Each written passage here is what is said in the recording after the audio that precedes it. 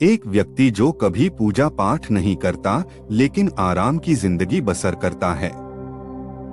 वहीं दूसरा व्यक्ति सच्चे मन से भगवान की पूजा करता है लेकिन बहुत कष्ट और दुख उठाता है। ऐसा क्यों? यह सवाल अक्सर हमारे मन में उठता रहता है। परंतु आज की इस वीडियो से आपके इस सवाल का जवाब मिल जाएगा। आप यह जानकर आश्चर्य में पड़ जाएंगे कि धार्मिक व्यक्ति के जीवन में दुखों का आना समस्या नहीं बल्कि एक शुभ संकेत है। श्री कृष्ण ने अर्जुन को यह समझाते हुए कहा कि हे अर्जुन, तुम जितना सत्संग करने लगोगे उतने ही दुख आएंगे। उमड़ उमड़ कर आएंगे, बड़े बड़े दुख एक साथ टूट पड़ेंगे तुम पर। जीवन से सुख तो गायब ही हो जाएगा। तुम जितना गीता पाठ या सत्संग करोगे उतने ही जबरदस्त दुख आएंगे। क्या तुम्हें नहीं पता कि जिस गति से तुम सत्य को खोजते हो उससे तेज गति से सत्य तुम्हें खोज रहा है। जितने तुम उत्सुक हो उससे कहीं ज्यादा वो प्रतीक्षा में बैठा है।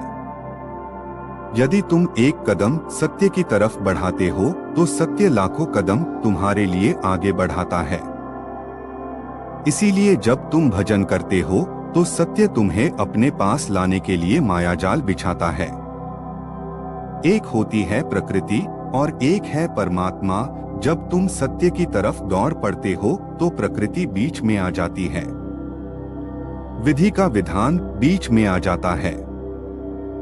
विधि का विधान किसी को नहीं बख्शता।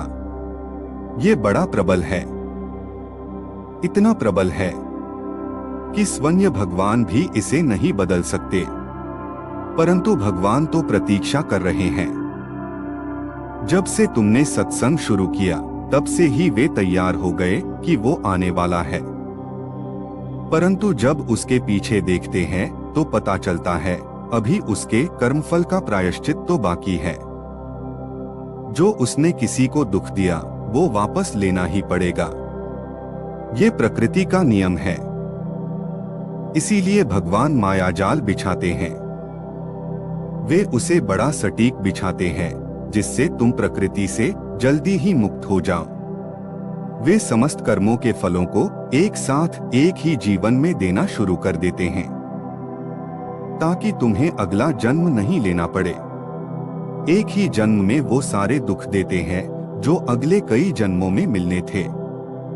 इसलिए दुखों का पहाड़ टूट पड़ता है। उधर से दुख देते हैं और इधर से तुम्हें सहन शक्ति देते हैं ताकि तुम उन्हें जल्द ही पार करके उनके पास चले जाओ। वरना ये दुख तो तुम्हें आगे कई जन्मों में मिलते रहते और तुम यहीं भटकते रहते। पर अब उसने देख लिया और अब वह तुम्हारा ध्यान रख रहा है। तुम्हें दुख दे रहा है ताकि प्रकृति तुम्हें जल्द ही भेज दे। कर्मफलों का प्रायश्चित तो करना ही पड़ेगा, इस जन्म में या फिर जन्मों जन्मों तक। यदि तुम दुखों से बचने का रास्ता ढूंढोगे तो कर्मफल बीच में ही रुक जाएगा। फिर अगला जन्म लेना पड़ेगा और इसे भुगतना ही पड़ेगा और फिर प्रतीक्षा करनी पड़ेगी मोक्ष के लिए।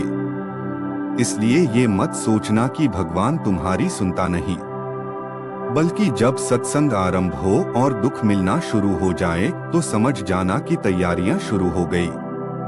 तो दोस्तों, आशा करता हूं आपको यह जानकारी पसंद आई होगी।